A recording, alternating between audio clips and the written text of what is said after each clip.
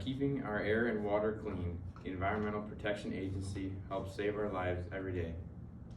The Environmental Protection Agency, founded by President Richard Nixon in 1970, is an independent agency of the United States federal government that protects the environment by studying it and coming up with regulations that solve environmental problems, which keeps us all safe. So, today I'll be talking about some of the functions of the EPA. It all starts out with Congress. They pass laws that give the EPA the go-ahead to write regulations necessary for the protection of the environment. But even before any laws or regulations are written, research must be done. The EPA is one of the main sources of environmental data in the United States. It has labs that monitor the quality of air, water, and land. The EPA also gives grants to nonprofit and educational institutions for environmental programs and research so they can gather as much data as possible. The EPA takes great pride in their research and willingly shares their research results with other countries. Now let's talk about the laws and regulations. The EPA has many programs that hold laws. These programs can be put into 6 different categories: air, water, waste and recycling, toxics and chemicals, pesticides, and pollution prevention. Here's an example of the air category.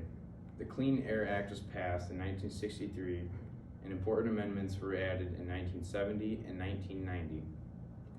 This is a federal law that basically regulates anything that automobiles or factories, for example, are putting into the air. This act allowed the EPA to create national ambient air quality standards. Now, with this established, the EPA will observe and inspect areas or buildings where gases are emitted into the air. If EPA standards are not met, there are a couple different ways the EPA will go about the dispute depending on the severity of it. If the situation is not severe, the EPA will take civil administrative actions. This means that the EPA will basically give you a notice or a warning, and they will ask that you correct the situation. If the violations are more severe but not purposely committed, the EPA will file a formal lawsuit in court. Now, if the violations are intentional, the EPA will take criminal action.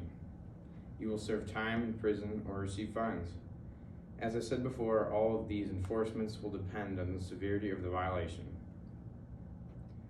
So, in conclusion, the EPA basically oversees the federal environmental laws and writes their own expectations based on heavy research. They are always monitoring environmental quality to make sure all expectations are met. I hope you all learned some basic information on the EPA. Thanks for listening. Enjoy your day.